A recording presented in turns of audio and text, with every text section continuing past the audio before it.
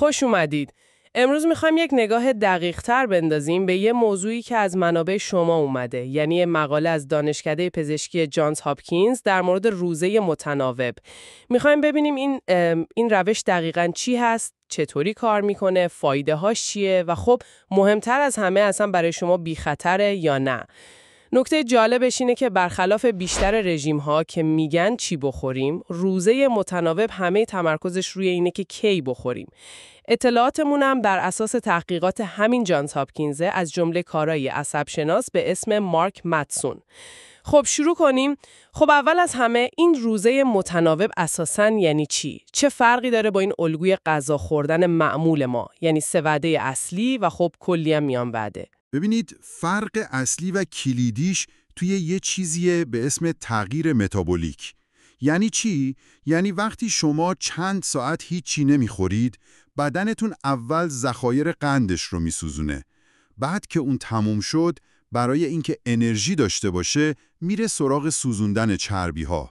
متمونان هم همینو میگه با این سبک غذا خوردن امروزی که تقریباً دائم در حال خوردنیم، بدن بیشتر ماها اصلاً به اون مرحله چربی سوزی نمیرسه. آهان، پس اون تغییر متابولیکی اصل کاره. خب حالا مردم چطوری این کار رو انجام میدن؟ روش‌های خاصی داره؟ بله، چند تا روش رایج هست. یکیش رویکرد روزانه است. مثلا همون روش معروف 16-8. یعنی شما 16 ساعت هیچی نمیخورید، بعد توی یه پنجره 8 ساعته تمام کالری روزتون رو دریافت میکنید. 16 ساعت روزه، 8 ساعت خوردن. دقیقاً. یه روش دیگه هم هست، روش 52. اینطوریه که 5 روز هفته رو عادی غذا میخورید، ولی 2 روز غیر پشت سر هم خیلی کم میخورید. مثلا فقط یه وعده، حدود 500-600 کالری. جالبه. البته من شنیدم بعضی مطالعات میگن فقط اینکه زمان رو محدود کنی شاید لزوما باعث نشه وزن کم کنی یا زیاد نشه. یعنی کیفیت و مقدار کل غذا هم خیلی مهمه. درسته؟ کاملا درسته. کیفیت غذا همیشه حرف اولو میزنه. و یه نکته مهم دیگه هم اینه که روزهای خیلی طولانی، مثلا 24 ساعت، 36 ساعت یا بیشتر، اینا لزوما بهتر نیستن و حتی ممکنه خطرناک باشن. چون ممکنه بدن فکر کنه قحطی اومده و شروع کنه چربی بیشتری ذخیره کنه. یه دوره عادت کردن هم داره ها. مثلا 2 تا 4 هفته اول ممکنه یکم احساس گرسنگی کنید یا یکم بی‌حوصله بشید. ولی جالبه که اونایی که این دوره رو رد میکنن چون حالشون بهتر میشه، معمولا به برنامه پایبند میمونن. ولی اینو باید چند بار بگم، حتما قبل از شروع با پزشکتون مشورت کنید. این خیلی حیاتیه.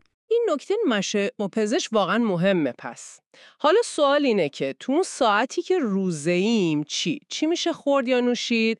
و تو اون ساعتی که مجازیم هر چی دلمون خواست؟ خب تو ساعتهای روزه‌داری فقط آب و نوشیدنی‌های بدون کالری، مثل قهوه تلخ، چای بدون شکر، همین.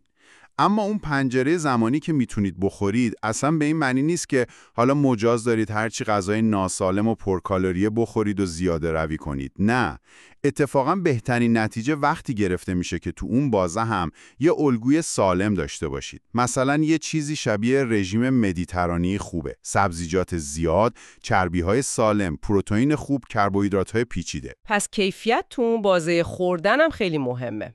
خب حالا برسیم به بخش هیجان انگیزش. فوایدش غیر از کنترل وزن چیه؟ آقای متسون و تحقیقاتشون به چی اشاره میکنن؟ آره، اینجاش واقعاً جالبه.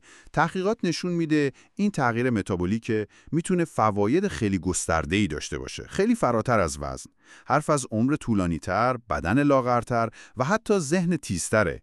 انگار میتونه از اعضای بدن در مقابل بیماری‌های مزمن محافظت کنه، مثل دیابت نوع 2، بیماری قلبی، مشکلات عصبی که با بالا رفتن سن میان، بیماری التهابی روده، حتی بعضی سرطان‌ها. واقعاً؟ یعنی اینقدر گسترده است؟ بله، مطالعات خاص‌تری هم هست. مثلا روی بهبود فکر و حافظه کار کردن، هم تو حیوونا هم مثلا حافظه کلامی تو آدم بزرگا بهتر شده. روی سلامت قلب هم اثرات خوبی دیده شده، مثل بهتر شدن فشار خون و ضربان قلب موقع استراحت. برای عملکرد فیزیکی مثلا دیدن تو مردای جوان چربی کم شده ولی عضله حفظ شده. و خیلی مهمه برای دیابت نوع 2 و چاقی. تو حیوانات جلوی چاقی رو گرفته، تو آدمای چاق باعث کاهش وزن شده، سطح قند خون ناشتا و انسولین رو بهتر کرده، مقاومت به انسولین رو کم کرده. حتی این پتانسیل وجود داره که با نظارت دقیق پزشک نیاز به درمان با انسولین رو تو بعضی افراد دیابت نوع 2 از بین ببره. تو حیونا هم دیدن آسیب بافتی تو جراحی کمتر شده. وای، این لیست فواید بالقوه واقعا چشمگیره. ولی خب اون سوال اصلی هنوز هست. برای همه امنه؟ یعنی هر کسی میتونه انجام بده؟ سوال عالیه و جوابش قاطعاً نه هست. این روش اصلاً برای همه مناسب نیست. چند گروه هستن که نباید بدون مشورت و تایید قطعی پزشک این کار رو بکنن. کیا؟ بچه‌ها و نوجوانای زیر 18 سال، خانم‌های باردار یا شیرده. افرادی که دیابت نوع 1 دارن و انسولین میزنن، چون خطر افت شدید قند خون یا همون هیپوگلیسمی تو دوره روزه براشون خیلی جدیه. و البته افرادی که سابقه اختلالات خوردن دارن.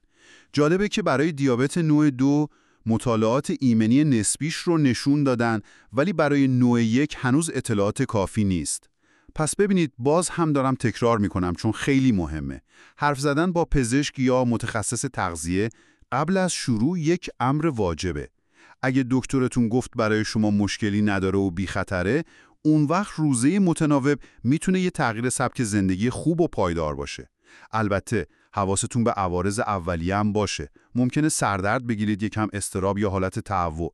اگه ادامه پیدا کرد، بازم با دکترتون صحبت کنید. خب پس اگه بخوایم یه جمع‌بندی کنیم، روزه متناوب یه جور الگوی غذا خوردنه که تمرکزش رو زمانه، یعنی کی بخوریم نه لزوماً چی بخوریم. این کار باعث یه تغییر متابولیک تو بدن میشه، کلی هم فایده بالقوه داره، از کنترل وزن گرفته تا سلامت مغز و قلب. ولی خب روش‌های مختلفی داره و مهمتر از همه برای همه مناسب نیست. پس قدم اول چی بود؟ همیشه مشورت با پزشک، دقیقاً، و یه نکته نهایی هم برای فکر کردن بهش. چقدر جالبه که این تحقیقات نشون میدن فقط چیزی که میخوریم مهم نیست، بلکه برنامه و زمانبندی خوردنمون چقدر میتونه روی بیولوژی ما اثر بذاره. شاید یه جورایی بازتاب ریتم زندگی اجدادمون باشه، نه؟ این یه سوال بزرگتر رو هم مطرح میکنه. حالا فارغ از این پروتکل‌های خاص روزه‌داری، اصلا این که ما فقط یکم بیشتر به زمان سوخت رسانی به بدنمون دقت کنیم، چطوری میتونه روی سلامت کلیمون توی این دنیای مدرن که همه چیز همیشه روشن و در دسترسه تأثیر بذاره؟ یه چیزی برای فکر کردن بیشتر. خیلی ممنون که تو این بررسی دقیق با ما همراه بودید.